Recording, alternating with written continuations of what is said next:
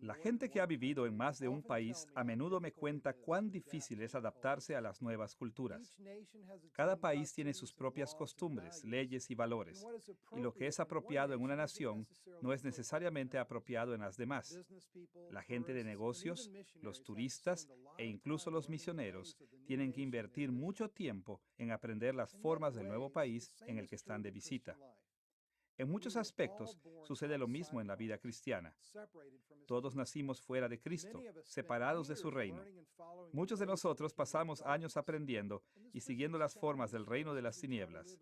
Y esto nos plantea grandes desafíos cuando tratamos de vivir de acuerdo a las formas de nuestro nuevo país, nuestro nuevo reino, el reino de la luz de Cristo. Este desafío no es algo nuevo. Aún en el primer siglo, los cristianos tenían que convertirse de las religiones paganas. Antes de que llegaran a la fe en Cristo, habían pasado gran parte de sus vidas siguiendo las formas de Satanás, y ellos hallaban muy difícil cambiar las formas que habían aprendido, sentido y practicado. De modo que, cuando el apóstol escribió la carta a los Efesios, él se refirió específicamente a este desafío al pintar un retrato impresionante y cósmico de la vida en el reino de Dios en Cristo. Esta es la tercera lección de nuestra serie, las epístolas de Pablo en prisión, y hemos llamado a esta lección Pablo y los Efesios. En esta lección vamos a examinar la epístola de Pablo a la iglesia en Éfeso, concentrándonos especialmente en la forma en que él diseñó esta carta para enseñar a los cristianos cómo edificar, mantener y hacer crecer sanamente el reino de Dios. Nuestro análisis de la epístola de Pablo a los Efesios se dividirá en tres partes. Primero, examinaremos el trasfondo de la carta de Pablo a los Efesios. En segundo lugar, observaremos la estructura y el contenido de Efesios. Y tercero, discutiremos la aplicación contemporánea de esta carta. Comencemos con el trasfondo de la epístola de Pablo a los Efesios. El trabajo de Pablo como apóstol consistía en proveer a la iglesia de enseñanza y liderazgo con autoridad. Él cumplió con esto escribiendo cartas. Sin embargo, Pablo no solo quería extender la sana doctrina o preservarla para la posteridad. Antes que nada, su deseo era servir a la iglesia aplicando la sana doctrina.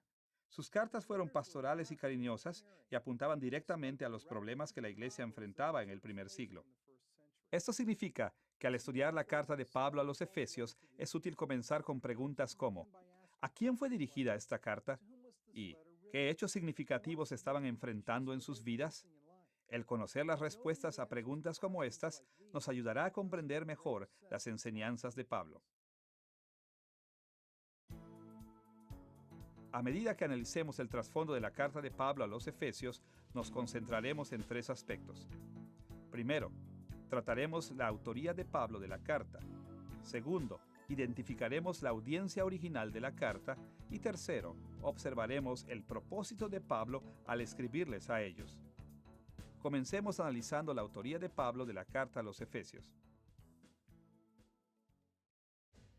Cierto número de estudiosos modernos ha sugerido que Pablo realmente no escribió esta carta.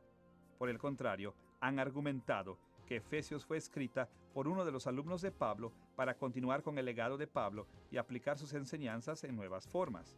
Pero hay grandes razones para rechazar esta noción. Para empezar, la carta establece que fue escrita por Pablo. Escuchemos las palabras de Efesios capítulo 1, versículo 1. Pablo, apóstol de Jesucristo, por la voluntad de Dios, a los santos y fieles en Cristo Jesús que están en Éfeso. Claramente, la carta afirma proceder de Pablo. Ahora, es cierto que en la iglesia primitiva, algunos falsos maestros producían cartas falsas bajo la firma de otra gente. Pero cada vez que la iglesia descubría que una carta era falsa, la rechazaba. Escuchemos la enseñanza de Pablo sobre este asunto en 2 de Tesalonicenses capítulo 2, versículos 1 al 3. Os rogamos, hermanos, que no os dejéis mover fácilmente de vuestro modo de pensar, ni os conturbéis, ni por espíritu, ni por palabra, ni por carta como si fuera nuestra. Nadie os engañe en ninguna manera. Simplemente, es muy difícil creer que un admirador o un alumno de Pablo hubieran contradicho la propia enseñanza de Pablo, falsificando su nombre de esta manera. Además, tanto en doctrina como en lenguaje, Efesios es semejante a todas las demás cartas de Pablo. Hay puntos de conexión especialmente fuertes con Colosenses, lo que no debería sorprendernos, puesto que Pablo probablemente escribió ambas cartas más o menos en el mismo tiempo. Estos puntos de conexión son tan poderosos y naturales que incluso si Pablo no hubiese puesto su nombre en la carta, sería muy difícil imaginar a la iglesia atribuyéndola a otra persona. Finalmente, según Hechos capítulos 19 al 21, Pablo había plantado la iglesia en Éfeso y había vivido 2 años en Éfeso, y aún después de ese tiempo había conservado una estrecha relación con sus ancianos. Es simplemente inimaginable que los efesios no hubieran reconocido esta carta como falsa, así como también es inimaginable la idea de que la iglesia primitiva no hubiera eliminado una carta falsa supuestamente enviada por un apóstol tan prominente a una iglesia tan prominente. Después de analizar la autoría de Pablo, tenemos que centrar nuestra atención en la audiencia original de la carta de Pablo a los Efesios. Vamos a investigar la audiencia de Pablo en 2 partes, partiendo con su audiencia primigenia, es decir, la iglesia en Éfeso, y luego con su audiencia secundaria, especialmente las iglesias del Valle de Licia. Comencemos echando una mirada a la iglesia en Éfeso, su audiencia primigenia. Veamos nuevamente las palabras de Efesios capítulo 1, versículo 1. Pablo, apóstol de Jesucristo, por la voluntad de Dios, a los santos y fieles en Cristo Jesús que están en Éfeso. En el saludo de esta carta, Pablo identifica a la iglesia en Éfeso como su audiencia. Éfeso era la ciudad capital de la provincia romana de Asia, que, más o menos, corresponde a la región actual de Asia Menor. Durante el primer siglo, era una de las ciudades más populosas e importantes del Imperio Romano y que servía como vía de acceso entre los mundos del Oriente y Occidente. Éfeso era una gran ciudad, puerto y un gran centro de comercio. Geográficamente, yacía en la costa del mar Egeo, no muy lejos al norte del río Meander. Algunos estudiosos creen que esta carta no fue enviada originalmente a los efesios. Hay una variedad de razones para sus dudas, pero todas tienen un fundamento muy débil. Apuntan al hecho de que algunos manuscritos antiguos de esta carta no tienen las palabras en Éfeso, en Efesios capítulo 1, versículo 1. Aunque esto es cierto, la mayoría de los manuscritos sí contienen dichas palabras y ningún manuscrito conocido nombra otra audiencia. Además, muchos detalles de la carta habrían sido particularmente relevantes para los efesios. Consideremos solo 2 ejemplos. Primero, sabemos por Hechos capítulo 19 que durante su tiempo en Éfeso, Pablo se había enfrentado con adoradores de la diosa pagana Artemisa y con muchas prácticas de ocultismo. Al mismo tiempo, en Efesios capítulo 5 versículo 11, él enseñó fuertemente contra las obras infructuosas de las tinieblas, y en Efesios capítulo 6 versículos 11 y 12, insistió en que los cristianos tienen que batallar contra los falsos dioses paganos.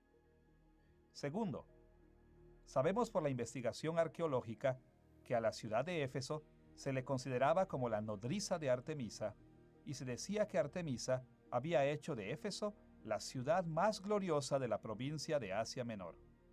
En relación con esto, en Efesios capítulo 5, versículos 27 al 29, Pablo habló de cómo Cristo alimenta o nutre a la iglesia y habló de cómo Cristo está transformando a la iglesia en su radiante y gloriosa esposa. Estos y otros detalles parecen haber sido diseñados para armonizar con la iglesia en Éfeso. Finalmente, varios padres de la iglesia primitiva dieron testimonio de que esta carta fue enviada por Pablo a los efesios. Por ejemplo, Clemente de Alejandría, quien escribió las siguientes palabras, casi al final del segundo siglo, en el capítulo 5 de su obra El Instructor. Y escribiendo a los efesios, Pablo ha develado en forma muy clara el asunto en cuestión, hablando con el siguiente propósito. Luego de este prefacio, Clemente continuó con el texto completo de Efesios capítulo 4, versículos 12 al 15.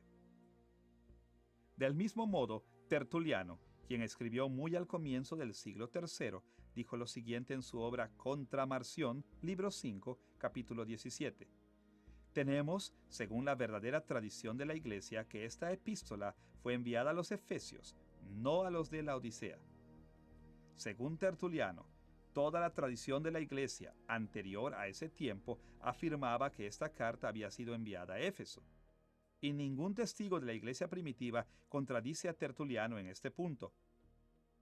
En resumen, a pesar de la negación de algunos eruditos modernos, hay evidencia poderosa para creer que la intención de Pablo era que esta carta fuera leída por la Iglesia en Éfeso.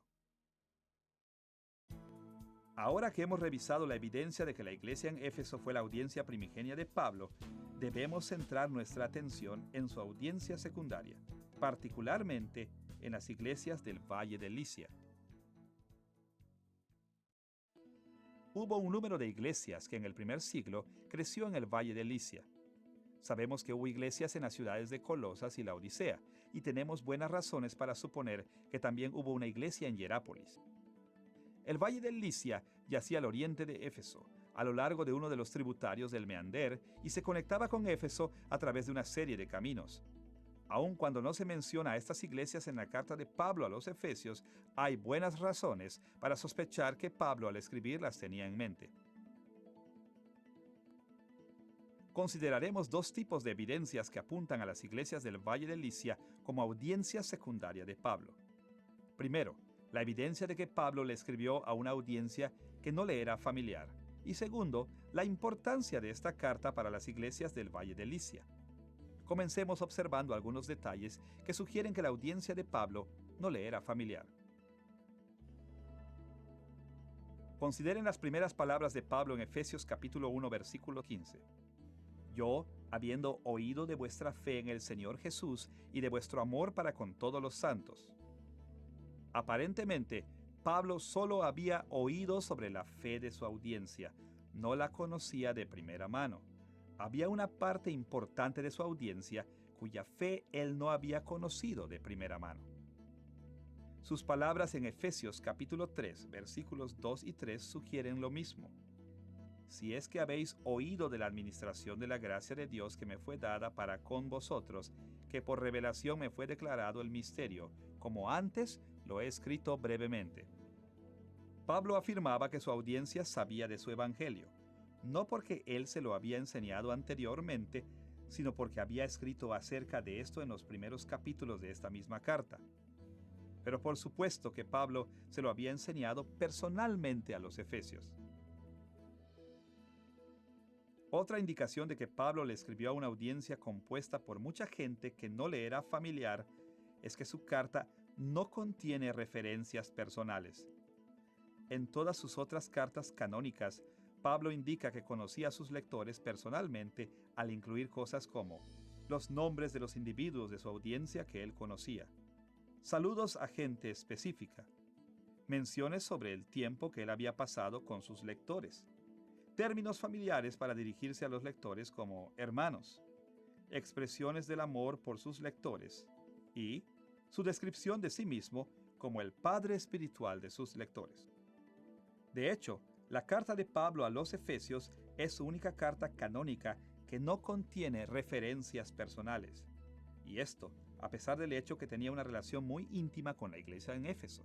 Esto indica que Pablo quería que su carta circulara por varias iglesias, comenzando con la iglesia en Éfeso, pero continuando con las iglesias con las que no estaba familiarizado. Luego de haber visto que la audiencia de Pablo incluía iglesias que no le eran familiares, estamos listos para examinar la evidencia de que él escribió a las iglesias en el Valle de Licia, incluyendo las de Colosas, Laodicea y Hierápolis. Podemos hallar una conexión con el Valle de Licia en el amigo de Pablo, Tíquico. Según Efesios capítulo 6, versículos 21 al 22 y Colosenses capítulo 4, versículos 7 y 8, Tíquico entregó por lo menos 2 cartas de parte de Pablo, una para la iglesia en Éfeso y una para la iglesia en Colosas. y es muy probable que las haya entregado durante un mismo viaje. Además, Pablo al mismo tiempo le escribió una carta a la iglesia en la Odisea, aunque esta carta no sobrevivió. Pablo mencionó su carta a los laodicenses en Colosenses capítulo 4, versículo 16, al escribir estas palabras. Cuando esta carta haya sido leída entre vosotros, haced que también se lea en la iglesia de los laodicenses, y que la de la Odisea la leáis también vosotros. Es razonable asumir que Tíquico también entregó la carta que Pablo le escribió a la iglesia en la Odisea. Este habría sido el mejor método para asegurarse de que ambas iglesias leyeran ambas cartas, y si Tíquico quería asegurarse de que los colosenses y los laodicenses compartieran sus cartas, es razonable pensar que también llevó copias de la carta a los efesios para ellos, para que también las leyeran. Otra razón para pensar que Pablo trató de que las iglesias del Valle de Licia leyeran Efesios es que estas iglesias fueron muy importantes para Pablo durante su tiempo en prisión. Escuchemos sus palabras en Colosenses capítulo 2, versículo 1. Porque quiero que sepáis cuán gran lucha sostengo por vosotros y por los que están en la Odisea y por todos los que nunca han visto mi rostro. Pablo estaba preocupado por las falsas enseñanzas en Colosas y al parecer creía que en la Odisea tenían los mismos problemas y quizá también en otras iglesias de la región. Por ejemplo, Pablo menciona la ciudad de Hierápolis en Colosenses capítulo 4 versículos 12 y 13, escribiendo: Epafras, siempre rogando encarecidamente por vosotros en sus oraciones, doy testimonio de que tiene gran solicitud por vosotros y por los que están en la Odisea y los que están en Hierápolis. El hecho de que Pablo mencione a Hierápolis probablemente indica que allí había una iglesia organizada.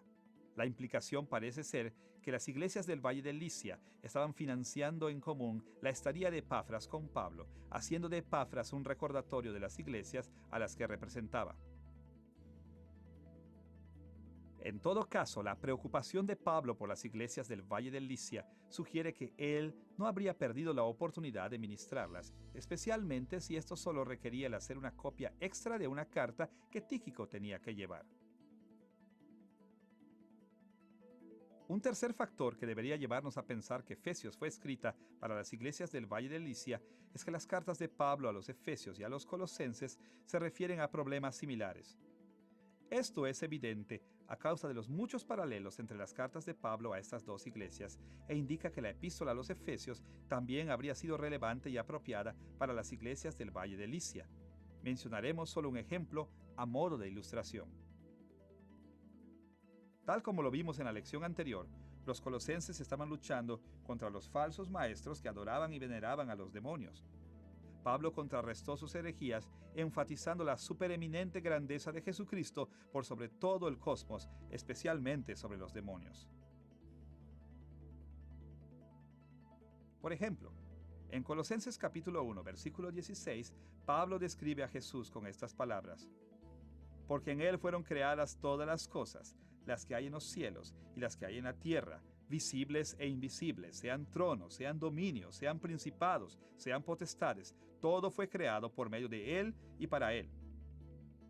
Compare esto con Efesios capítulo 1, versículos 20 al 22, donde Pablo describió a Jesús en estos términos: sentándole, a Cristo, sobre todo principado y autoridad y poder y señorío, y sobre todo nombre que se nombra, y sometió todas las cosas bajo sus pies, y lo dio por cabeza sobre todas las cosas a la iglesia.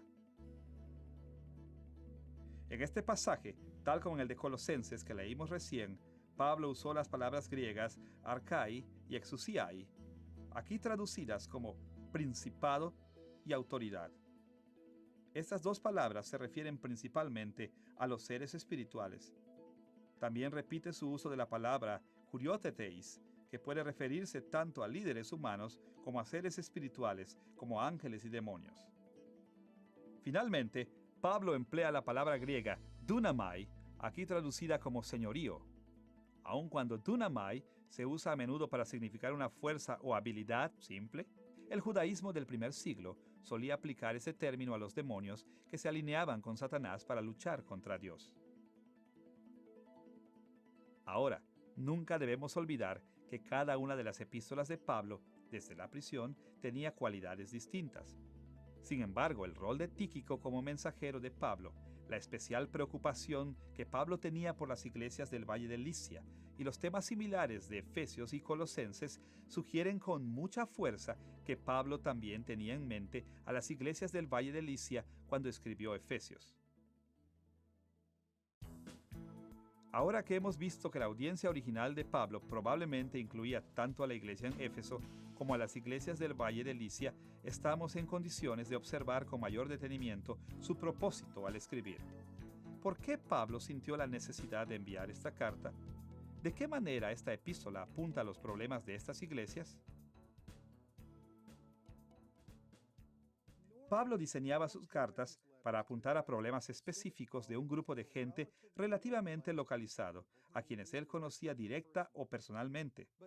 Pero en Efesios, él hizo algo distinto. Respondió a los problemas de varias iglesias de distintos lugares, en muchas de las cuales nunca había estado. El propósito de Pablo al escribir esta carta fue tratar los problemas de todas estas iglesias. Sin embargo, su estrategia no fue tratar cada caso individualmente. Nuestra discusión sobre el propósito de Pablo se dividirá en dos secciones. Primero, consideraremos el tema del reino de Dios en la carta de Pablo a los Efesios. Segundo, veremos cómo Pablo trata los diversos desafíos de la iglesia en el contexto del reino de Dios. Veamos primero el tema del reino de Dios. La mayoría de los cristianos asocia la expresión reino de Dios con los evangelios sinópticos, Mateo, Marcos y Lucas. Pero el reino de Dios también fue un tema muy importante para Pablo. En sus cartas él se refirió 16 veces en forma explícita al reino de Dios y usó otras expresiones similares con similar profusión. En las lecciones anteriores enfatizamos que la escatología de Pablo, su doctrina sobre los últimos días, era central en su pensamiento. Pablo entendía que Cristo estaba trayendo a la historia a su gran clímax, comenzando con su ministerio en la tierra, continuando con la era de la iglesia y finalmente hallando su consumación en el retorno triunfal de Cristo. Pablo a menudo hablaba de la obra de Cristo en términos del traslape entre la era presente de pecado y de muerte y la era venidera en que Dios derramará sus bendiciones y maldiciones finales. Pero cuando Jesús y los escritores de los evangelios hablaron de la era venidera, generalmente la describieron en términos del reino de Dios. Ellos la veían como el tiempo en que el reino de Dios se manifestaría tanto en la tierra como en el cielo, y por supuesto Pablo creía eso también. Desde esta perspectiva, sería difícil exagerar la importancia del reino de Dios en el pensamiento de Pablo. De hecho, según el amigo y compañero de viajes de Pablo, Lucas, la predicación sobre el reino de Dios constituía la esencia del ministerio apostólico de Pablo. Escuchemos las palabras de Lucas en Hechos capítulo 28, versículos 30 y 31. Y Pablo permaneció 2 años enteros en una casa alquilada y recibía a todos los que a él venían, predicando el reino de Dios y enseñando acerca del Señor Jesucristo abiertamente y sin impedimento. En ese tiempo, en cuestión, Pablo estaba preso en Roma, probablemente en el mismo lugar y en el mismo tiempo en que escribió su epístola a los Efesios. Nótese cómo Lucas describe el ministerio de Pablo allí. En vez de decir que Pablo predicaba el Evangelio, Lucas dice que Pablo predicaba el reino de Dios. En la iglesia moderna, la gente a menudo asocia el Evangelio o las buenas nuevas con cosas como el perdón de los pecados de un individuo y la promesa de una vida eterna individual. Y estos son aspectos maravillosos de nuestra esperanza. Sin embargo, en la Biblia, el Evangelio tiene una dimensión cósmica. Es el mensaje de que nuestro Rey Divino está usando su poder y autoridad para someter a sus enemigos y vencer el pecado, para redimir a su pueblo de su esclavitud y establecerlo como gobernante de la nueva tierra. Es por eso que Jesús y los escritores de los Evangelios a menudo hablaban del Evangelio del Reino. Entonces, es correcto decir que cuando Pablo instruyó a los efesios con respecto a la naturaleza del reino de Dios, les presentó un gran cuadro del Evangelio. Aun cuando Pablo menciona en forma explícita el reino de Dios solo unas pocas veces en Efesios, frecuentemente hace referencias a él. A menudo su vocabulario menciona el reino de Israel del Antiguo Testamento y al Imperio Romano contemporáneo. Estas dos asociaciones le recuerdan a los lectores de Pablo que su evangelio era sobre un reino, específicamente el reino de Dios. Consideremos 6 formas en que Pablo dirige la atención al reino de Dios en Efesios, comenzando con el concepto de ciudadanía, que Pablo menciona en Efesios capítulo 2, versículos 12 y 19. En el Antiguo Testamento, el pueblo de Dios estaba organizado como un reino, específicamente el reino de Israel. Dios era su rey y ellos eran los ciudadanos de su reino. Del mismo modo, la ciudadanía más valiosa y conocida en los días de Pablo era la ciudadanía del Imperio Romano. Por estas razones, cuando Pablo hablaba de los cristianos como ciudadanos, su audiencia debe haber comprendido que ellos eran ciudadanos de un reino. Lo mismo sucede con el concepto de herencia que Pablo menciona en Efesios capítulo 1, versículos 14 y 18, igual que en el capítulo 5, versículo 5. En el Antiguo Testamento, solo a los ciudadanos del reino de Israel se les dio una herencia en la tierra prometida. En otras palabras, los derechos de herencia solo estaban disponibles para los ciudadanos de los reinos. De hecho, Pablo asoció explícitamente nuestra herencia con el reino de Dios en Efesios capítulo 5, versículo 5. Consideremos también el servicio militar que Pablo menciona en Efesios capítulo 6, versículos 10 al 18. La guerra estaba asociada muy directamente con el concepto de los reinos. En el Antiguo Testamento, todos los ciudadanos varones físicamente aptos del reino tenían la obligación de cumplir con el servicio militar, de modo que la insistencia de Pablo en que los cristianos se involucren en la batalla espiritual también implica la ciudadanía en el reino de Dios. Más aún, el dominio sobre la creación, mencionado en lugares como Efesios capítulo 1, versículo 20, al capítulo 2, versículo 6, está asociado con el reino de Dios. En el Antiguo Testamento, uno de los principales objetivos de Israel era expandir sus dominios sobre la tierra. Lo mismo era cierto respecto del Imperio Romano, de manera que, cuando Pablo enseñó que los creyentes están sentados con Cristo en posiciones de autoridad sobre toda la creación, estaba indicando que Cristo es un rey y que los creyentes son tanto ciudadanos como autoridades dentro de su reino. Incluso la referencia en Efesios capítulo 3, versículo 15, a la fuente de nuestros nombres, tiene una asociación real. En el Antiguo Testamento, al pueblo de Dios se le llamaba por su nombre porque era parte de su reino. Por ejemplo, escuchemos las palabras de Amós capítulo 9, versículos 11 y 12. En aquel día yo levantaré el tabernáculo caído de David, para que aquellos sobre los cuales es invocado mi nombre posean el resto de Edom, y a todas las naciones dice Jehová que hace esto. Cuando Dios habló de restaurar el tabernáculo de David, estaba diciendo que restauraría el reino de Israel bajo el reinado de los descendientes de David como parte del desenlace de la historia de la humanidad. Y aquellos que han sido agregados a este reino restaurado han sido llamados por el nombre de Dios. En el Imperio Romano, el dar un nombre establecía además una conexión con el reino. Específicamente, era común que aquellos a quienes se les otorgaba la nacionalidad en el imperio tomaran el nombre de quien los auspició en su obtención de la ciudadanía o el nombre del emperador que les otorgó la ciudadanía. En todo caso, tomar el nombre de otro era parte del proceso de unirse al imperio. Finalmente, en Efesios capítulo 6, versículo 20, Pablo habla de sí mismo como embajador de Dios. Tanto en el Antiguo Testamento como en las instancias romanas, un embajador era un representante oficial del rey o del emperador. En esta y en muchas otras formas, Pablo revela que su gran preocupación en esta carta está directamente relacionada con este concepto del reino de Dios. Ahora que ya hemos observado el tema del reino de Dios en la carta de Pablo a los Efesios, estamos listos para enfocarnos en los desafíos del reino de Dios a los que Pablo se refiere. Pablo menciona muchos desafíos que enfrentaron las iglesias de Éfeso y del Valle de Licia, pero en honor al tiempo, solo mencionaremos tres: el viejo hombre o la naturaleza pecaminosa que lucha contra el nuevo hombre dentro de cada creyente, animándonos a pecar; las tensiones raciales entre los cristianos judíos y los gentiles, y las fuerzas demoníacas.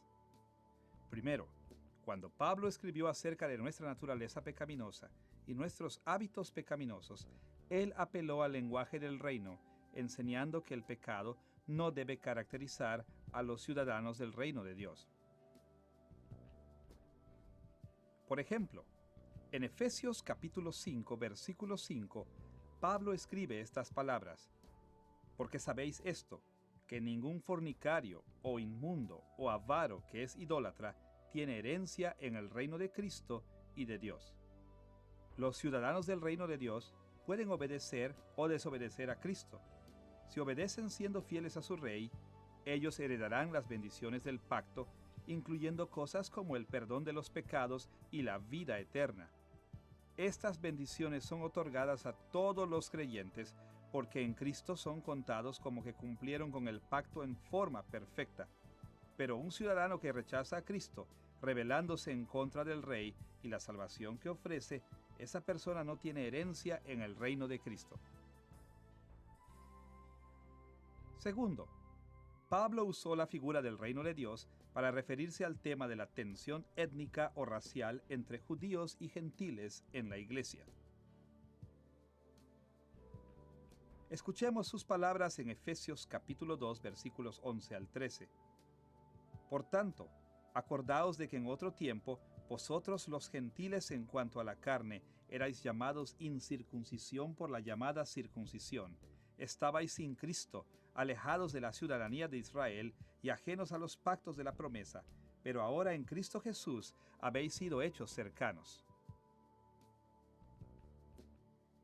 Aquí Pablo contrasta la condición de sus lectores gentiles incircuncisos antes de que llegaran a la fe en Cristo con su condición después de que llegaran a la fe. Antes de que llegaran a la fe eran extranjeros en vez de ciudadanos de Israel, el reino de Dios en la tierra. Pero una vez que los gentiles llegaron a la fe, se transformaron en ciudadanos legítimos del reino. Pablo dice también que entonces los gentiles aún estaban ajenos a los pactos de la promesa. Los pactos del Antiguo Testamento eran nacionales, eran tratados teocráticos entre Dios e Israel. Eran los acuerdos legales por medio de los cuales Dios administraba su reino en la tierra. Una vez que Cristo insertó a los gentiles en el reino de Dios, ellos quedaron bajo la autoridad de estos pactos nacionales, y como resultado de esto, se les hizo merecedores de las bendiciones del pacto. La discusión de Pablo sobre la iglesia, en términos de la ciudadanía y los pactos, indica que Pablo estaba hablando de la iglesia como el reino de Dios. En resumen, Pablo enseñó que los judíos y los gentiles se han reconciliado en parte porque ahora son ciudadanos del mismo reino. Finalmente, Pablo usa el lenguaje del reino para referirse al asunto de las fuerzas demoníacas que desafían a la iglesia. Tal como lo vimos en la lección anterior, las iglesias del Valle de Licia estaban atribuladas por los falsos maestros. Estos falsos maestros tomaban elementos de la religión griega e interpretaciones erróneas de la ley judía con el fin de persuadir a los cristianos para que adoraran a los diversos poderes espirituales, incluyendo los demonios y los elementos fundamentales del universo: la tierra, el aire, el agua y el fuego.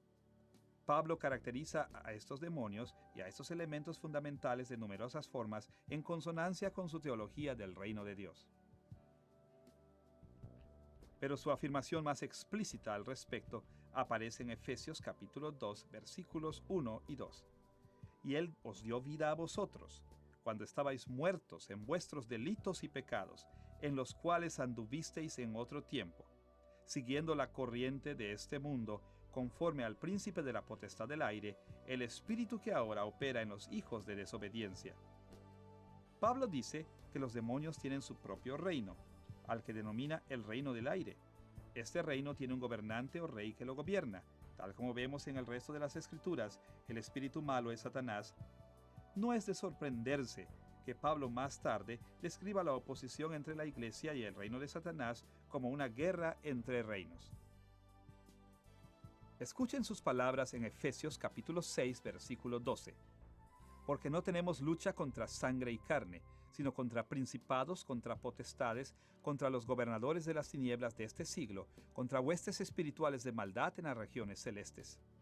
La iglesia, como el reino de Dios, está en una batalla cósmica contra el reino de las tinieblas, que es gobernado por Satanás y sus demonios.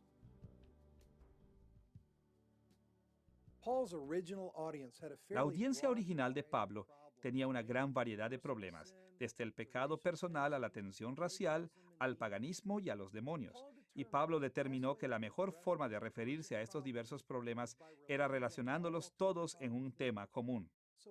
De modo que los reunió todos a la luz de la amplia realidad cósmica del reino de Dios en Cristo, presentando a sus lectores el gran cuadro de lo que Dios estaba llevando a cabo.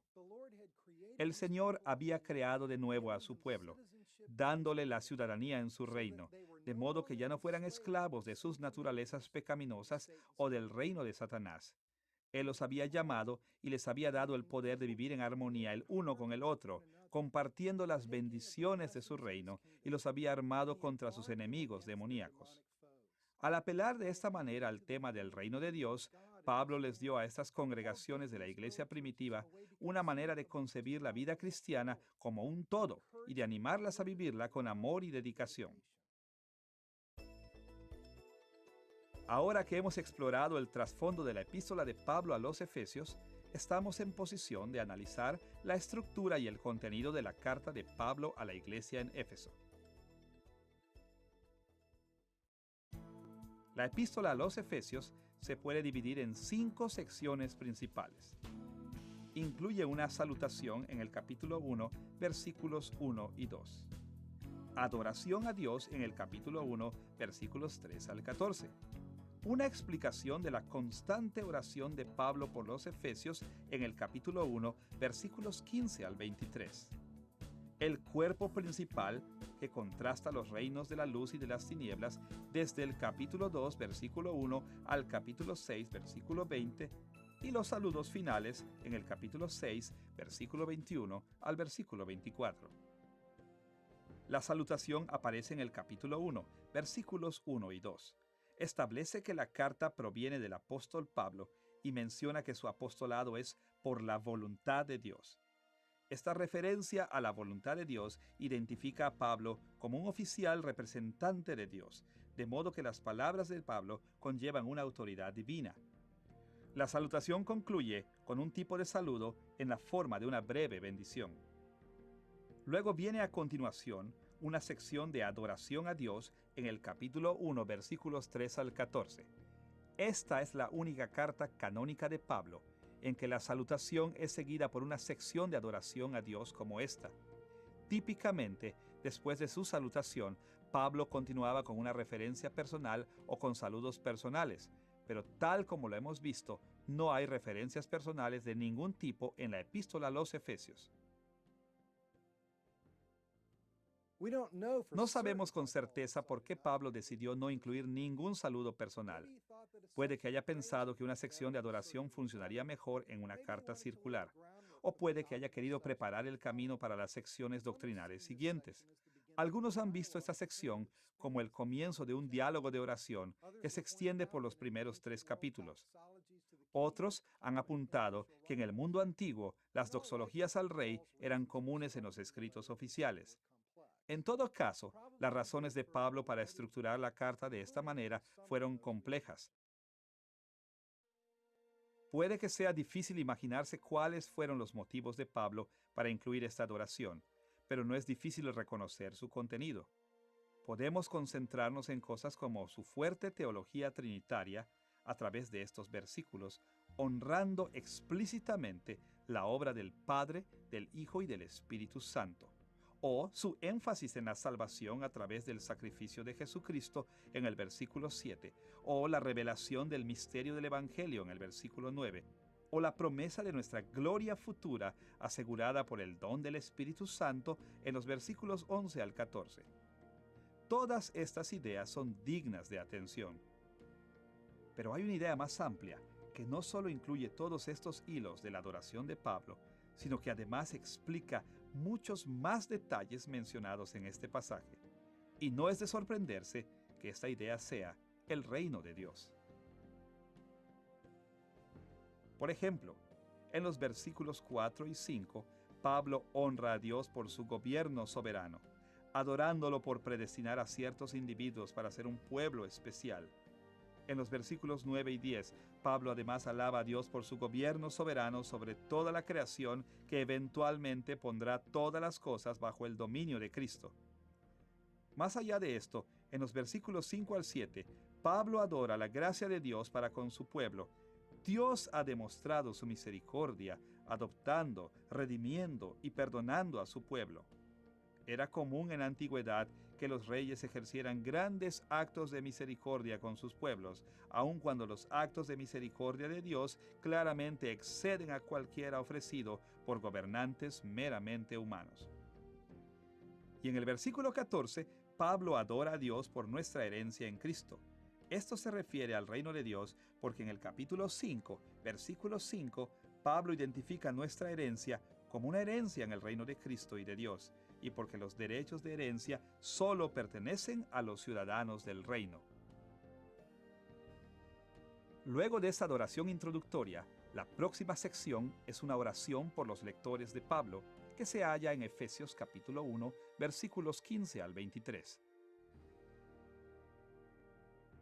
La oración de Pablo consiste esencialmente en tres partes: su gratitud por los creyentes a quienes les escribe, una doble petición de que el Espíritu Santo los ilumine y una explicación explayada sobre esa iluminación.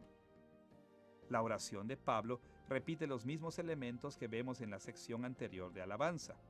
Incluye una fuerte teología trinitaria, honra explícitamente la obra del Padre, del Hijo y del Espíritu Santo en el versículo 17.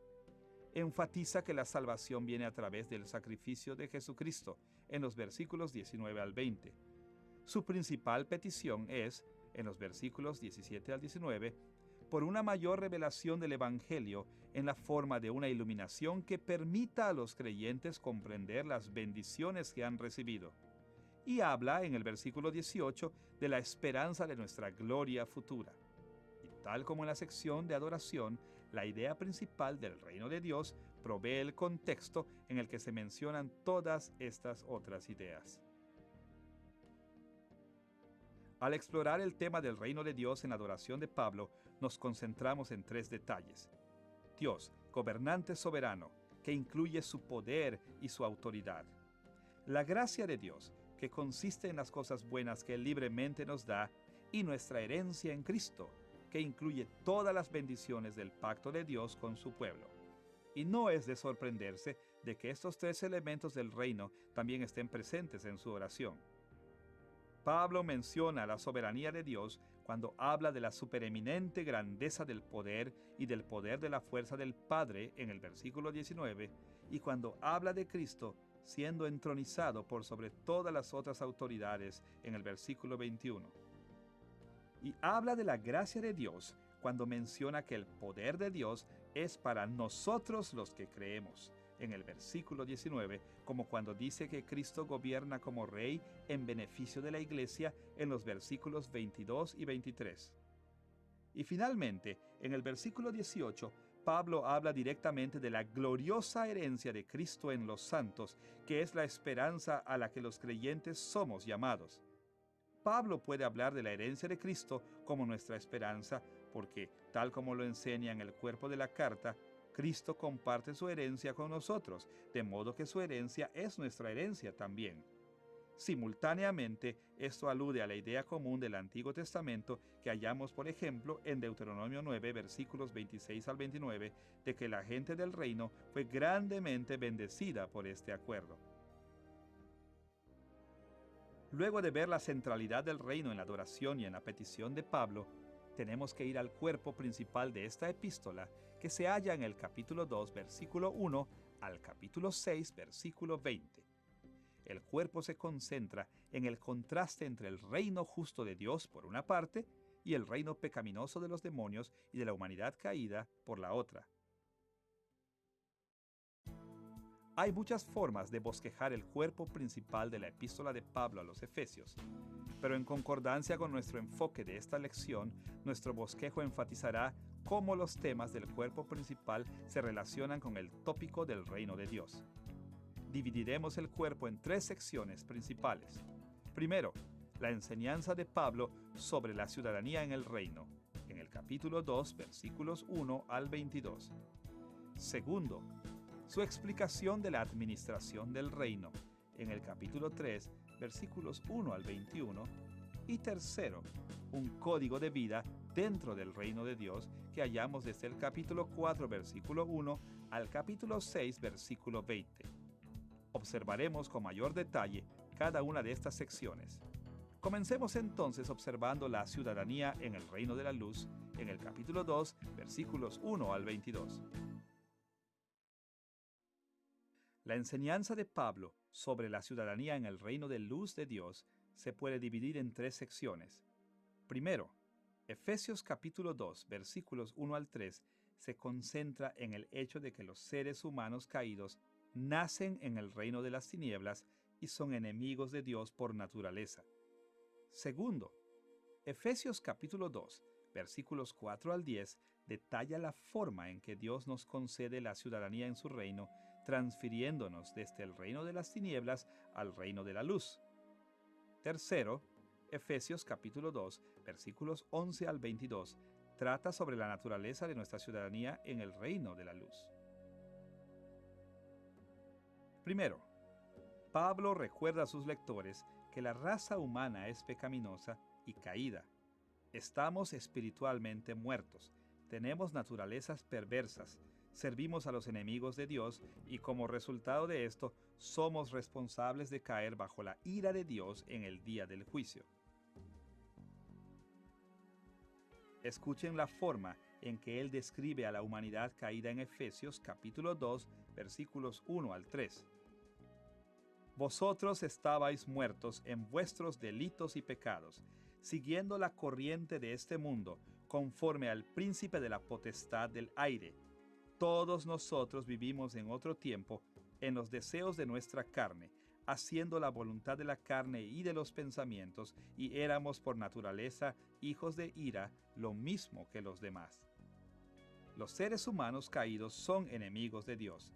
Antes de que Dios nos salve, nosotros voluntariamente obedecemos a nuestras naturalezas pecaminosas y servimos a Satanás, el gobernador del reino del aire. Pero tal como lo vimos anteriormente en esta lección, Dios ha decretado soberanamente que algunas personas hereden la salvación. Entonces, en Efesios capítulo 2, versículos 4 al 10, Pablo se concentra en el hecho de que Dios usa su prerrogativa real para transferirlos desde el reino de las tinieblas al reino de la luz. Como parte de este proceso, Él renueva nuestros espíritus de modo que estemos espiritualmente vivos, y nos recrea en Cristo para que tengamos nuevas naturalezas que aman a Dios.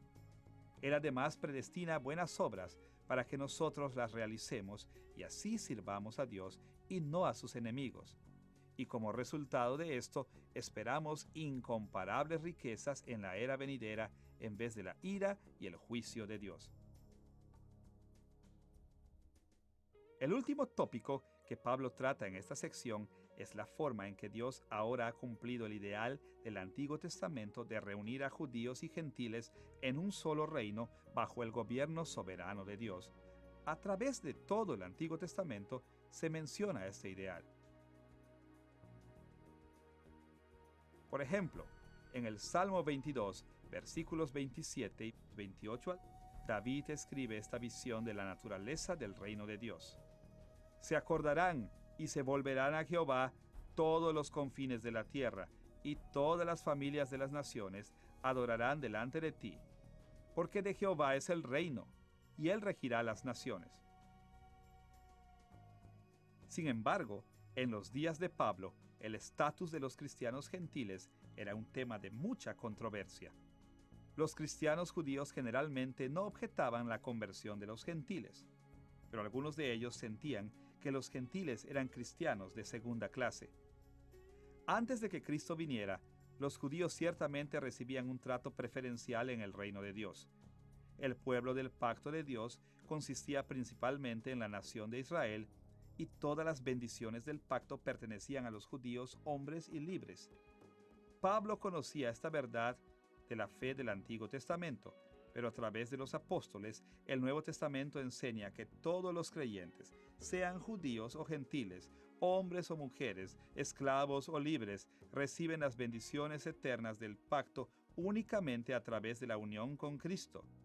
En Cristo, a cada creyente se le cuenta como si él o ella fuera Jesús mismo, el judío hombre y libre que guarda perfectamente el pacto de Dios y hereda todas las bendiciones del pacto.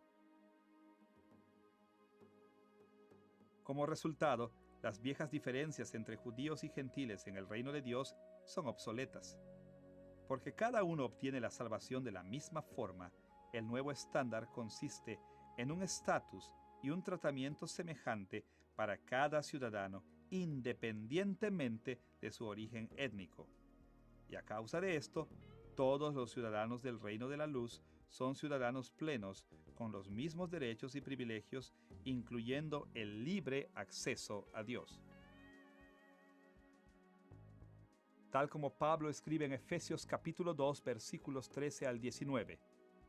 Pero ahora en Cristo Jesús, vosotros que en otro tiempo estabais lejos, habéis sido hechos cercanos, porque por medio de Él, los unos y los otros, tenemos entrada por un mismo Espíritu al Padre. Así que ya no sois extranjeros, ni advenedizos, sino conciudadanos de los santos y miembros de la familia de Dios.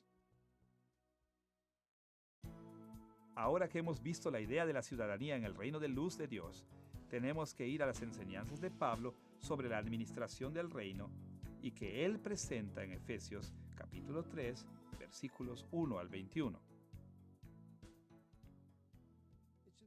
Todo reino necesita de algún tipo de estructura administrativa. Los reinos no pueden funcionar si solo tienen un rey y la ciudadanía. Tiene que haber otros oficios de gobierno a través de los cuales el rey administra su reino. En los gobiernos humanos típicos, esto incluye diversos niveles y tipos de liderazgo, tales como aquellos que hacen las leyes, aquellos que ejecutan las leyes y aquellos que juzgan la violación de las leyes. Lo mismo sucede en el reino de luz de Dios, especialmente como se manifiesta en la iglesia. La Biblia enseña que la iglesia debe ser gobernada por ancianos, que son responsables unos frente a otros y frente a Dios. En los días de Pablo, los falsos maestros estaban desafiando la estructura de autoridad de la iglesia. De hecho, poco antes de ser arrestado en Jerusalén, Pablo había advertido a los ancianos de Éfeso que desde sus propias líneas se levantarían falsos maestros. En Hechos capítulo 20, versículos 28 al 30, Lucas registra estas palabras que Pablo pronunció frente a los ancianos de Éfeso. Mirad por vosotros y por todo el rebaño en que el Espíritu Santo os ha puesto por obispos.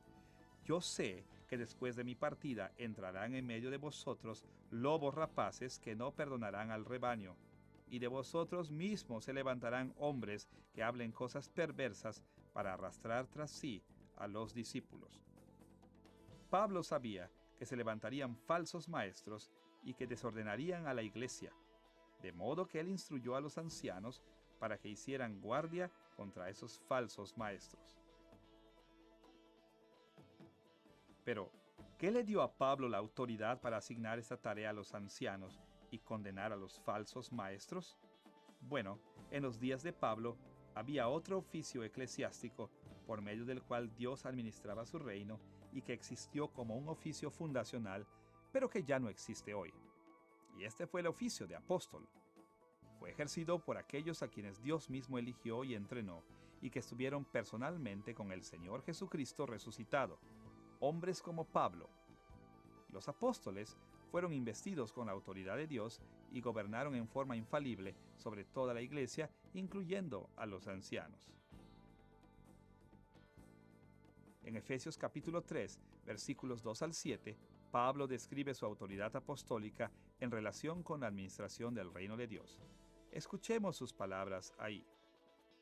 Si es que habéis oído de la administración de la gracia de Dios que me fue dada para con vosotros, que por revelación me fue declarado el misterio, que en otras generaciones no se dio a conocer a los hijos de los hombres, como ahora es revelado a sus santos apóstoles y profetas por el Espíritu.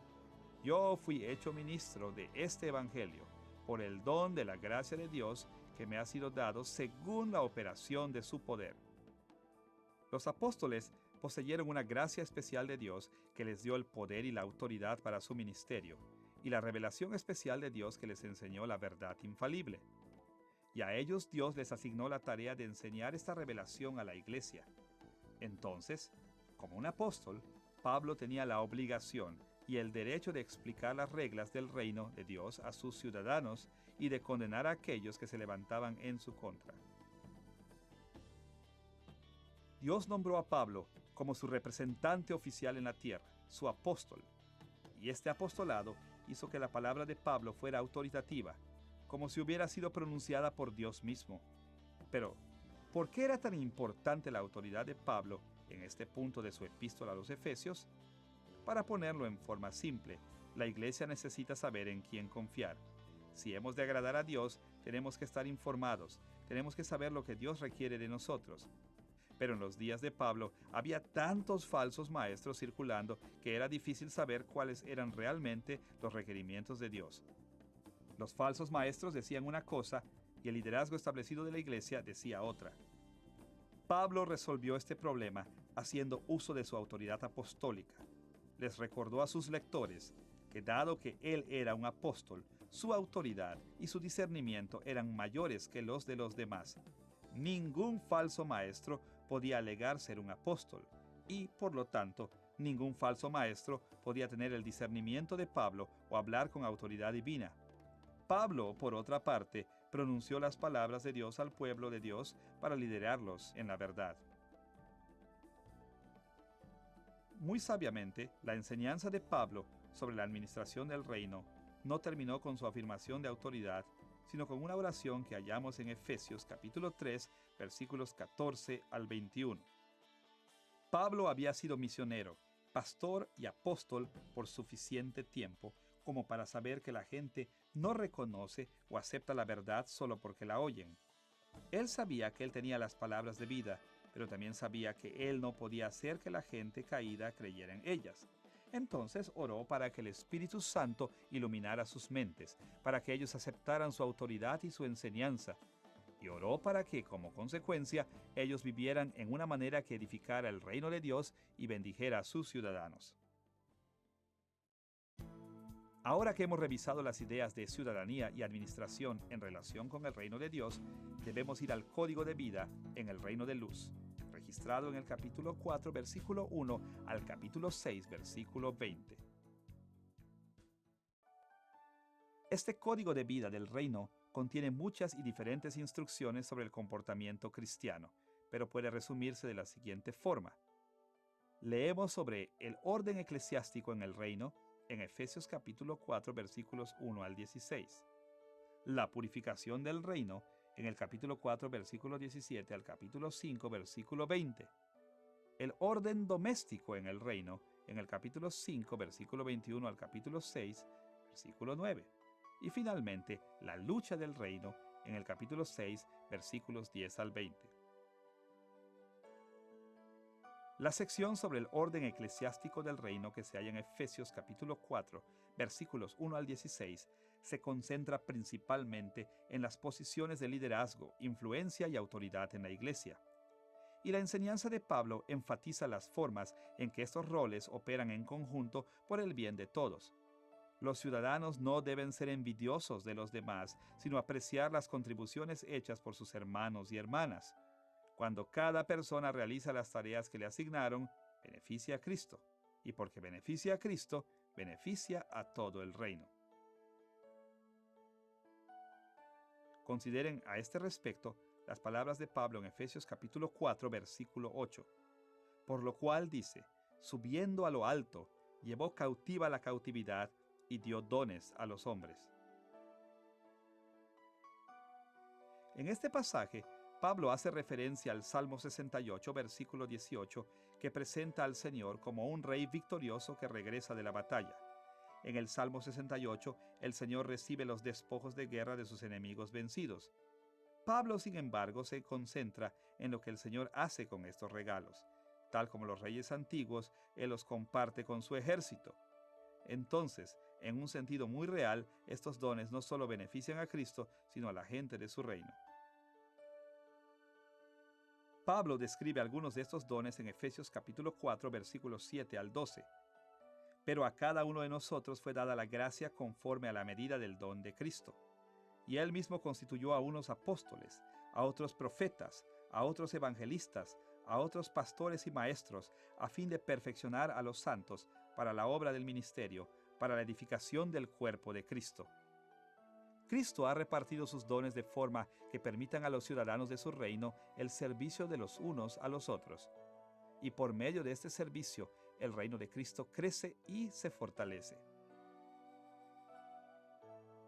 Desde el capítulo 4, versículo 17, al capítulo 5, versículo 20, se explica el tema de la purificación del reino de luz, de la corrupción que hay dentro de él. Esta corrupción o pecado se originó y se alimentó dentro de nosotros cuando éramos ciudadanos del reino de las tinieblas de Satanás. Es el producto de nuestra vieja naturaleza pecaminosa que aún conservamos como ciudadanos del reino de la luz. Pero aquellos que son ciudadanos del reino de la luz, que son creyentes, tienen además una nueva naturaleza en la que pueden confiar para superar su pecado. Tal como escribe Pablo en Efesios capítulo 4, versículos 22 al 24. En cuanto a la pasada manera de vivir, despojaos del viejo hombre, que está viciado conforme a los deseos engañosos, y renovaos en el espíritu de vuestra mente, y vestíos del nuevo hombre, creado según Dios en la justicia y santidad de la verdad.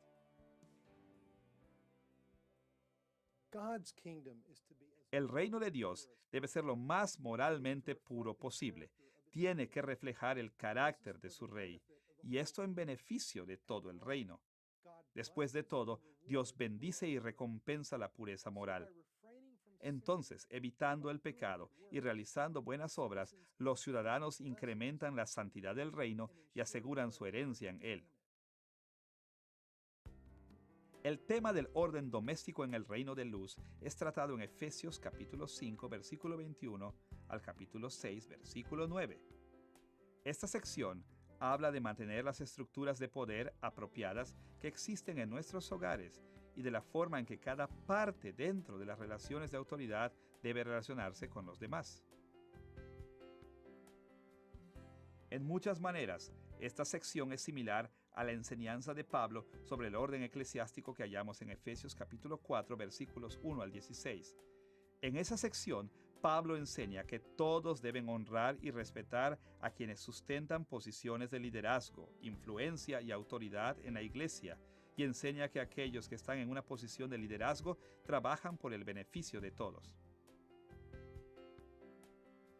En esta sección sobre el orden doméstico, Pablo afirma las estructuras de autoridad entre esposos y esposas, padres e hijos, y amos y esclavos, y enseña a cada parte de estas relaciones a funcionar en formas que honren y beneficien a todas las partes. Y nuevamente, la razón es que estas estructuras optimizan la vida en el reino de Dios. Finalmente, en el capítulo 6, versículos 10 al 20, Pablo habla de la guerra entre el reino de la luz y el reino de las tinieblas. Aquí Pablo habla del hecho de que en el reino de la luz todos son llamados a servir en el ejército de Dios y a pelear la guerra espiritual contra el reino de las tinieblas. Pablo resume esta sección final del cuerpo de la carta en Efesios capítulo 6, versículos 11 y 12, donde escribe estas palabras: Vestíos de toda la armadura de Dios, para que podáis estar firmes contra las acechanzas del diablo, porque no tenemos lucha contra sangre y carne, sino contra principados, contra potestades, contra los gobernadores de las tinieblas de este siglo, contra huestes espirituales de maldad en las regiones celestes. El diablo y su reino pelean contra la iglesia y el reino de la luz, y nuestro reino divino exige nuestra lealtad en esta batalla. Para asegurarnos de que podremos permanecer firmes contra nuestros enemigos, Él nos viste con su armadura y nos arma con su palabra. La última sección de la epístola de Pablo a los Efesios es la conclusión y se encuentra en Efesios capítulo 6, versículos 21 al 24. En este breve pasaje, Pablo ofrece una oración de bendición e indica que Tíquico había de entregar esta carta. Ahora que hemos investigado el trasfondo de la epístola de Pablo a los Efesios y hemos explorado su estructura y contenido, estamos listos para referirnos a la aplicación contemporánea de la enseñanza de Pablo dirigida originalmente a los Efesios. Nuestra aplicación de la carta de Pablo a los Efesios se dividirá en tres partes, moviéndonos de los aspectos más concisos a los aspectos más amplios del reino de Dios. Primero, hablaremos acerca de honrar al rey. Segundo, discutiremos la edificación del reino. Y tercero, nos referiremos al tópico de conquistar el cosmos. Comencemos con el tema de honrar al rey.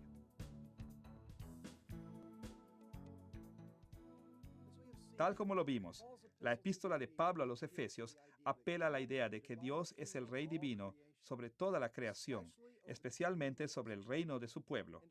Y nuestro Rey divino ha hecho tantas maravillas por nosotros que tenemos que responder honrándole con entusiasmo, especialmente con gratitud, obediencia y lealtad.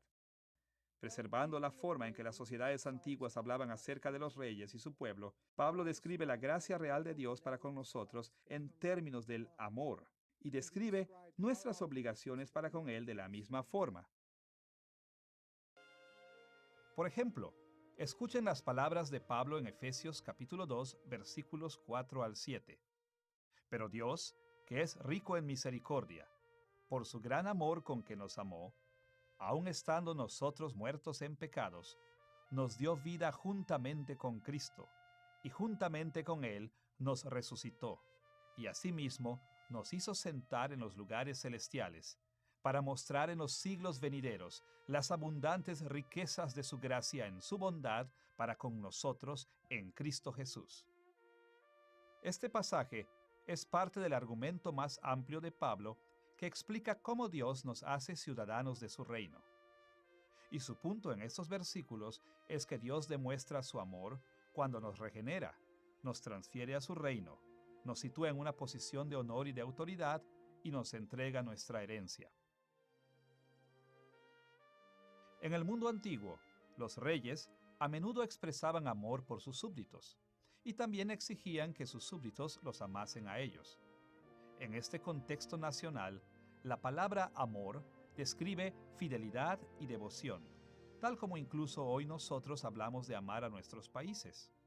Y esto se expresaba principalmente con benevolencia y protección por parte del rey y con obediencia y lealtad por parte de sus súbditos.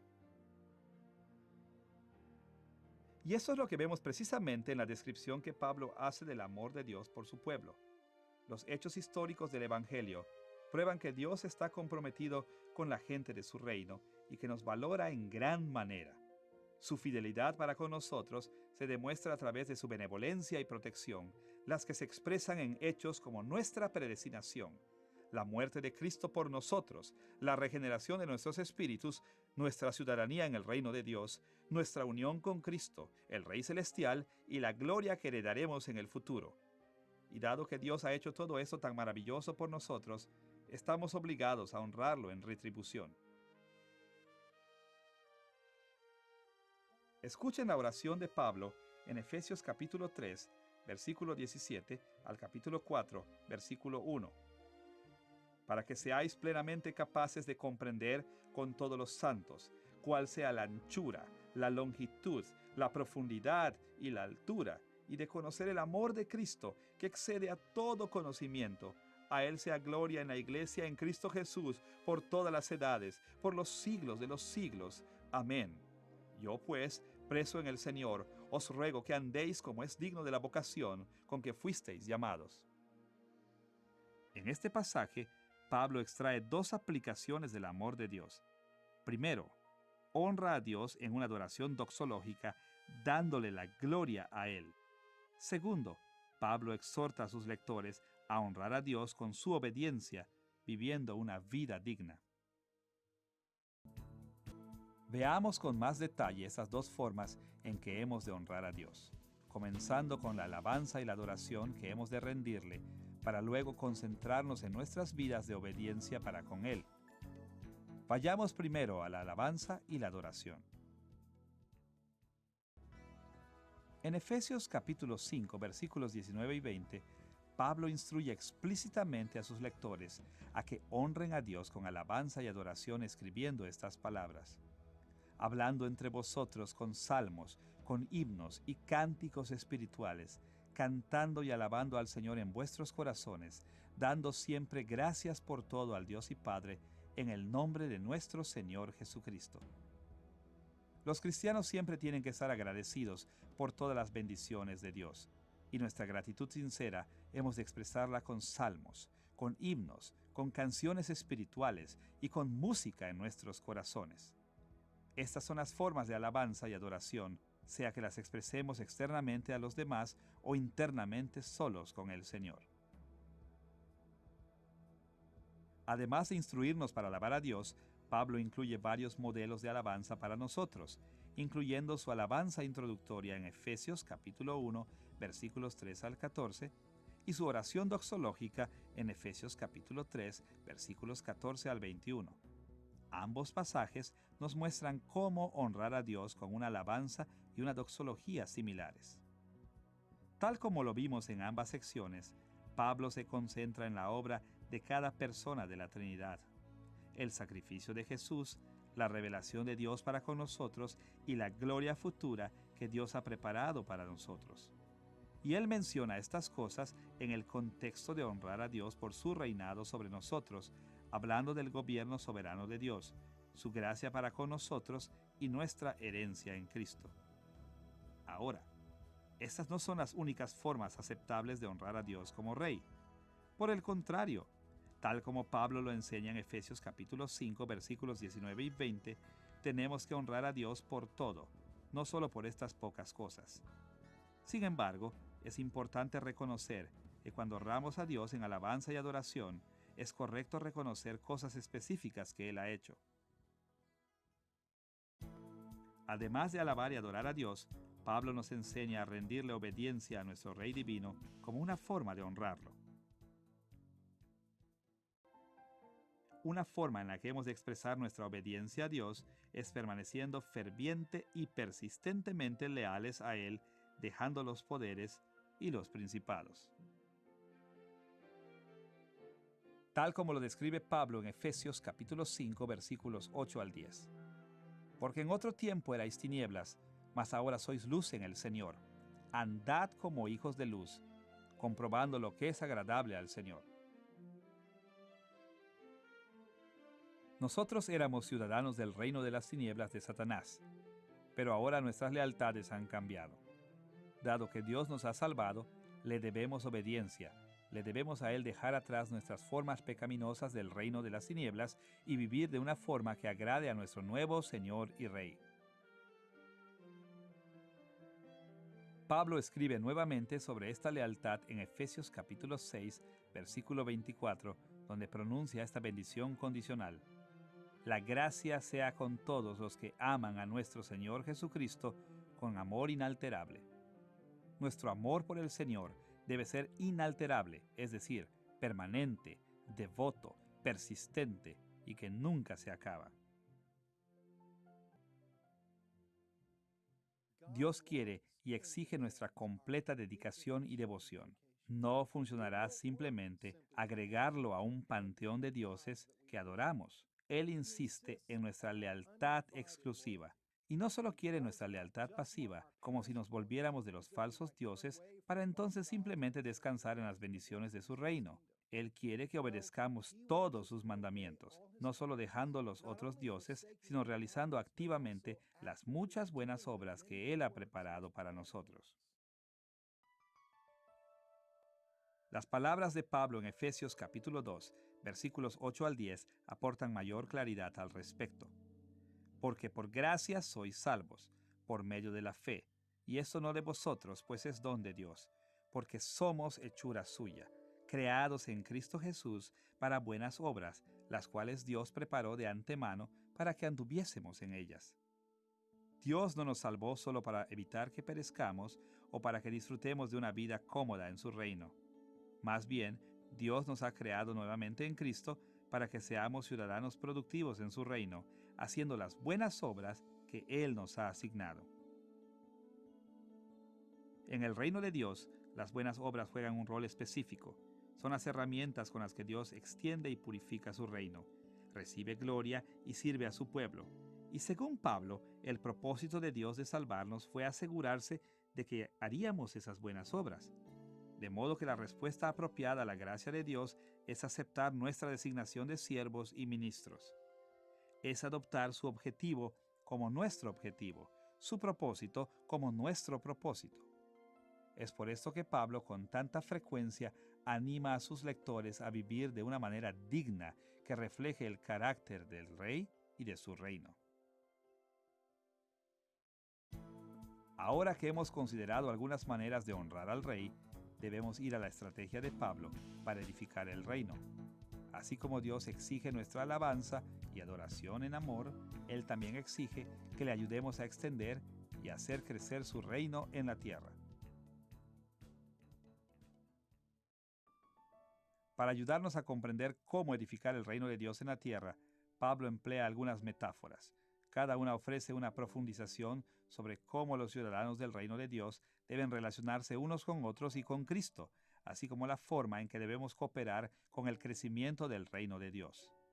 Mencionaremos dos de estas metáforas, comenzando con la forma en que Pablo compara el reino con el templo de Dios. Escuchen las palabras de Pablo a los cristianos gentiles en Efesios capítulo 2, versículos 19 al 22.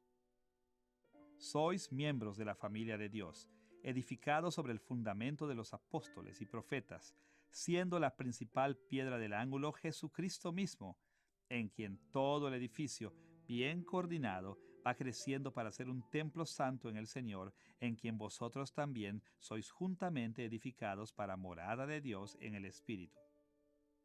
Pablo enseña que los cristianos gentiles eran ciudadanos legítimos del reino de Dios, con el mismo estatus que los ciudadanos cristianos judíos. Y para enfatizar este hecho, describe el reino de Dios como un edificio en el que cada cristiano es una piedra en su estructura. En esta metáfora, Cristo tiene la posición de preeminencia, siendo la piedra fundacional de la construcción, sobre la cual descansan todas las demás piedras, en quien todo el edificio se une. Los apóstoles y los profetas tuvieron posiciones de gran autoridad debajo de Cristo, siendo llamados especialmente sus representantes. Todos los demás cristianos somos piedras en la estructura sin distinción entre nosotros. Ahora, el objetivo de este edificio es llegar a ser la morada de Dios para que Dios pueda habitar en medio de su pueblo. La nación de Israel experimentó una bendición como esta en el Antiguo Testamento, especialmente con el templo en Jerusalén, tal como lo proclamó Salomón en 2 de Crónicas capítulo 6. Pero el Antiguo Testamento enseñaba además que los gentiles en el futuro habrían de vivir también en la presencia de Dios. Escuchen, por ejemplo, las palabras de Dios en Isaías capítulo 66, versículos 19 y 20. Publicarán mi gloria entre las naciones y traerán a todos vuestros hermanos de entre todas las naciones, a mi santo monte de Jerusalén, al modo que los hijos de Israel traen la ofrenda en utensilios limpios a la casa de Jehová. En este pasaje, Dios enseña que cuando Él restaure el reino de Israel, lo que comenzó a hacer en el Nuevo Testamento a través de Jesús, los israelitas volverán al templo en Jerusalén para adorar a Dios. Y sorprendentemente, los gentiles vendrán con ellos, de hecho, trayendo a los israelitas a Dios como una ofrenda santa de las naciones. De manera que, cuando Pablo enseñaba que tanto judíos como gentiles vivirían en la presencia de Dios como su templo, estaba diciendo que el reino de Dios se estaba moviendo hacia su meta final. Esto significa que las bendiciones del reino de Dios se estaban extendiendo a todas las razas. Pero, ¿por qué Pablo usa esta metáfora en particular? la usa muy apropiadamente para promover la reconciliación racial entre los judíos y los gentiles en la iglesia. En los días de Pablo, algunos cristianos judíos aún conservaban la idea de que los judíos eran superiores a los gentiles porque eran el pueblo elegido de Dios. Ellos habían recibido un trato preferencial de parte de Dios por tanto tiempo que habían comenzado a pensar que lo merecían. Pero lo cierto es que toda la humanidad, tanto judíos como gentiles, están perdidos sin Cristo. Ninguno de nosotros merece la más mínima bendición. Afortunadamente, y porque estamos unidos a Él, Dios nos considera merecedores de sus bendiciones también. Como resultado, a causa de Cristo, el pueblo judío ya no tiene un estatus especial para Dios. De modo que, a medida que construimos el reino de Dios hoy, tenemos que concentrarnos en la figura principal de honrar a Dios y vivir en su presencia y de luchar para engrandecer la gloria de Cristo, en vez de la nuestra. Y debemos ser humildes unos con otros, reconociendo que ningún creyente es más merecedor de las bendiciones que el otro. Esto significa que debemos destruir las actuales barreras étnicas y raciales en la iglesia, pero también significa que debemos arrepentirnos de las otras formas en que nos separamos unos de otros, o la forma errada en que nos elevamos a nosotros mismos en detrimento de los demás. Quizá el liderazgo de nuestra iglesia se considera más importante que los laicos, o quizá tratamos a los cristianos ricos con más respeto que a los cristianos pobres. Quizá valoramos tanto a nuestra congregación local o a nuestra denominación que miramos en menos a los de las otras iglesias e intentamos trabajar aislados de ellos para construir el reino de Dios. En tales casos, la enseñanza de Pablo es que tenemos que dejar a un lado nuestra vanidad y nuestra arrogancia y abrazar a todos los creyentes como iguales en el reino de Dios. Ahora, tan útil como fue la metáfora del templo, la metáfora que Pablo más usa en su carta a los Efesios para explicar la edificación del reino es la de un cuerpo, específicamente el cuerpo de Cristo, en que Cristo es la cabeza y todos los creyentes componen juntos el cuerpo de Cristo. Pablo usa esta metáfora en los capítulos 1, 3, 4 y 5 para extraer varios puntos de aplicación. Él presenta esta metáfora en Efesios capítulo 1, versículos 20 al 23, con estas palabras: resucitándole de los muertos y sentándole a su diestra en los lugares celestiales, sobre todo principado y autoridad, y sometió todas las cosas bajo sus pies, y lo dio por cabeza sobre todas las cosas a la iglesia, la cual es su cuerpo, la plenitud de aquel que todo lo llena en todo. Tal como la metáfora del templo, esta también describe el reino de Dios. Cristo ha sido sentado como Rey en el cielo y gobierna en beneficio de su pueblo, la iglesia.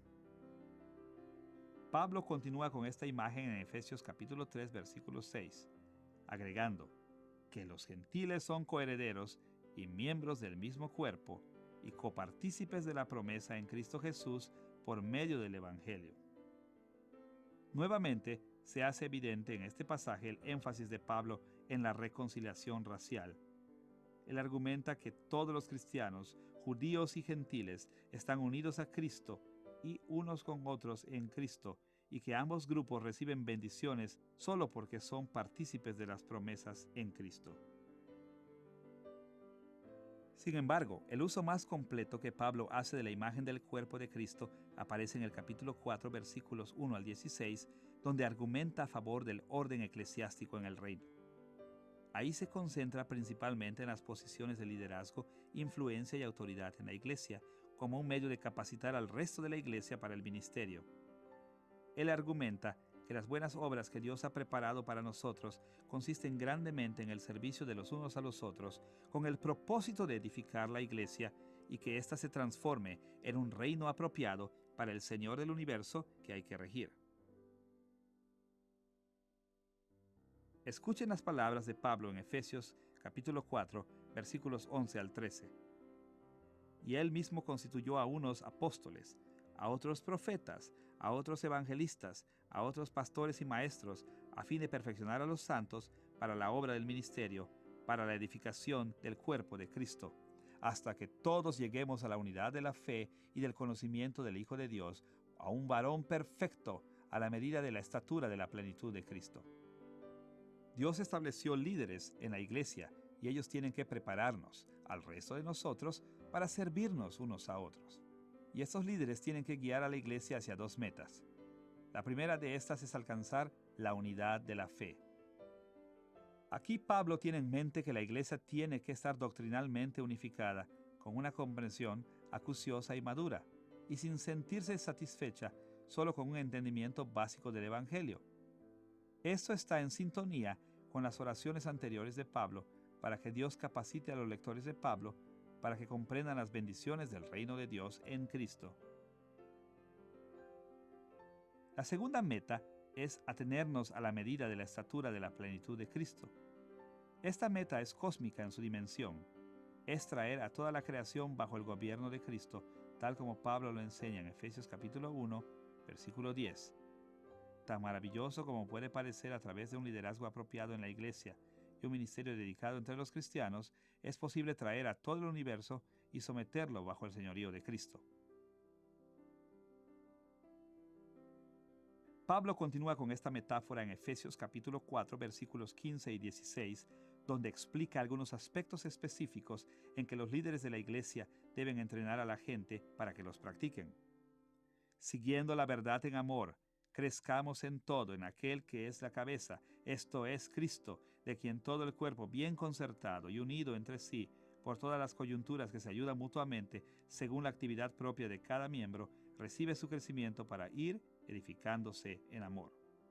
Mientras cada líder de la iglesia hable la verdad en amor al cuerpo de la iglesia, el cuerpo va a aprender la verdad.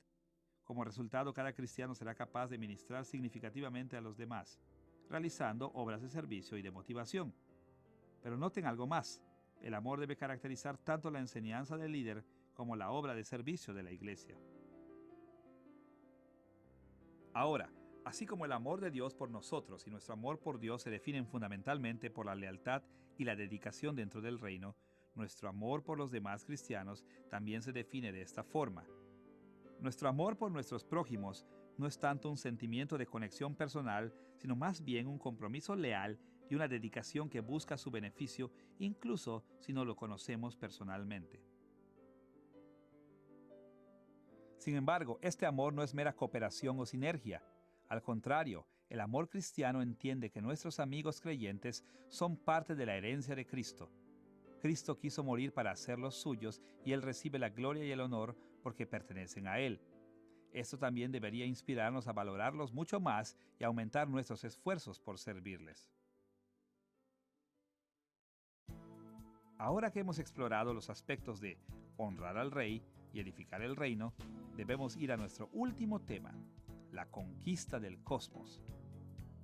Jesús ya es el rey de la iglesia, pero viene el día cuando Él vencerá a todos sus enemigos y gobernará sobre todo el universo. Tal como lo vimos, el reino de Dios a menudo coexiste o está traslapado con la era presente de pecado y de muerte. Durante este tiempo, las fuerzas de Dios, incluyendo su iglesia, luchan contra el reino de los demonios y la humanidad caída. Pero Jesús finalmente volverá, y cuando lo haga llevará a efecto el juicio final en contra de sus enemigos, aniquilando para siempre su habilidad de resistírsele. La victoria futura sobre los poderes de las tinieblas es segura, pero hasta que ese día llegue, estamos obligados a perseverar y luchar contra ellos. Pero incluso en el tiempo presente de pecado y de muerte, tenemos ventaja en la batalla contra las fuerzas demoníacas. Tal como lo vimos, nuestro Rey ya está sentado con poder y autoridad por sobre ellos, y nosotros estamos sentados con Él. Dios ya nos ha rescatado de su dominio perverso y nos ha restaurado a un estado de bendición en su reino. Y nos ha dotado con su Espíritu Santo, que nos capacita para resistir los peores ataques de parte de nuestros enemigos. Consideren las palabras de Pablo en Efesios capítulo 6, versículos 13 y 16. Por tanto, tomad toda la armadura de Dios para que podáis resistir en el día malo, y habiendo acabado todo, estar firmes. Tomad el escudo de la fe, con que podáis apagar todos los dardos de fuego del maligno. A través de su gracia y su espíritu, Dios nos provee del poder para perseverar frente a las huestes del demonio. Y no solo esto, sino que las muchas bendiciones que la iglesia recibe son una prueba para los demonios de que su derrota está asegurada. De hecho, Pablo va más lejos y declara que la sola existencia de la iglesia da testimonio del destino fatal de todos los enemigos de Dios. Escuchen las palabras de Pablo en Efesios capítulo 3, versículos 8 al 11. A mí, que soy menos que el más pequeño de todos los santos, me fue dada esta gracia de anunciar entre los gentiles el evangelio de las inescrutables riquezas de Cristo y de aclarar a todos cuál sea la dispensación del misterio escondido desde los siglos en Dios que creó todas las cosas, para que la multiforme sabiduría de Dios sea ahora dada a conocer por medio de la Iglesia a los principados y potestades en los lugares celestiales conforme al propósito eterno que hizo en Cristo Jesús nuestro Señor. Aún antes de la creación de la humanidad, Dios planificó el usar a su iglesia para revelar su gloria a los enemigos demoníacos. Pero Él guardó esto como un secreto hasta el tiempo de Cristo. Pero ahora que Cristo ha venido, Dios está usando a la iglesia para demostrar su sabiduría y poder a todos sus enemigos. Está presentando a la iglesia como un ejemplo de su capacidad de vencer hasta el complot más grande del diablo, como una demostración de poder para reconciliar todas las cosas consigo mismo. Después de todo, si Él puede redimir a la raza humana de la corrupción del pecado e incluso puede reconciliarnos los unos con los otros y con Él mismo, no hay nada que no pueda hacer. Pero no solo estamos en exhibición, la iglesia es el premio de Dios. Nosotros somos el tesoro por el que ha luchado y vencido al reino de sus enemigos. Nosotros somos el pueblo por cuya razón Dios controla la historia para salvarlo. La esposa amada por la que Cristo dio su vida para protegerla y amarla. Escuchen la descripción que hace Pablo de Cristo y la iglesia en Efesios capítulo 5, versículo 23 al 27. Porque el marido es cabeza de la mujer, así como Cristo es cabeza de la iglesia. Cristo amó a la iglesia y se entregó a sí mismo por ella, a fin de presentársela a sí mismo una iglesia gloriosa, que no tuviese mancha, ni arruga, ni cosa semejante, sino que fuese santa y sin mancha. Dios nos ama y nos valora, y en el proceso de reconciliar todas las cosas consigo mismo y de renovar y purificar el cosmos, está empezando con nosotros. Por eso, la existencia de la iglesia, el perdón de la iglesia y la santificación de la iglesia son una prueba de que el reino de Dios ya ha comenzado. Y si ha comenzado, entonces ciertamente se completará. Y cuando suceda, los demonios serán destruidos y el reino de Cristo será absoluto. Tal como lo escribió Pablo en Efesios capítulo 1, versículos 22 y 23. Sometió todas las cosas bajo sus pies y lo dio por cabeza sobre todas las cosas a la iglesia, la cual es su cuerpo y la plenitud de aquel que todo lo llena en todo. Estas palabras de Pablo son impactantes. Cristo ha sido exaltado como el Rey del universo para que la iglesia pueda ser bendecida. Nosotros somos su plenitud, su cuerpo, somos su complemento. Tanto como Cristo merece gobernar a causa de su propio estatus y sus méritos, la razón por la que Él realmente gobierna es porque eso es de bendición para nosotros y por lo tanto, el hecho de que la iglesia sea bendecida, el hecho de que los judíos y los gentiles, los esposos y las esposas, los padres y los hijos, los amos y los esclavos se reconcilien unos con otros y con Dios, es una prueba positiva de que Dios es poderoso, bueno y sabio y que ha comenzado a renovar el cosmos. Entonces, ¿cómo deberíamos responder a tales bendiciones? ¿Y cómo podemos ayudar a extender el reino de Dios y resistir a sus enemigos? Honrando y adorando a nuestro Rey, rindiéndole lealtad y obediencia, sirviendo y edificando a su iglesia y permaneciendo firmes contra los enemigos de su reino.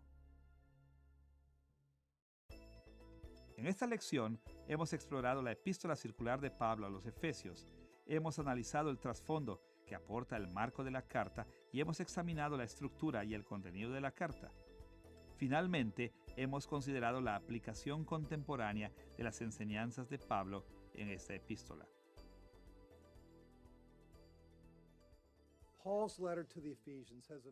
La carta de Pablo a los Efesios tiene una lección muy importante que enseñarnos hoy. Nos enseña que la salvación no solo se trata de individuos que han sido redimidos de sus pecados, sino que se trata de edificar, mantener y hacer crecer el reino de Dios. Estaremos mejor preparados para resistir a sus enemigos, vivir en formas que agraden a Dios y obtener sus bendiciones para nosotros y para nuestros amigos creyentes.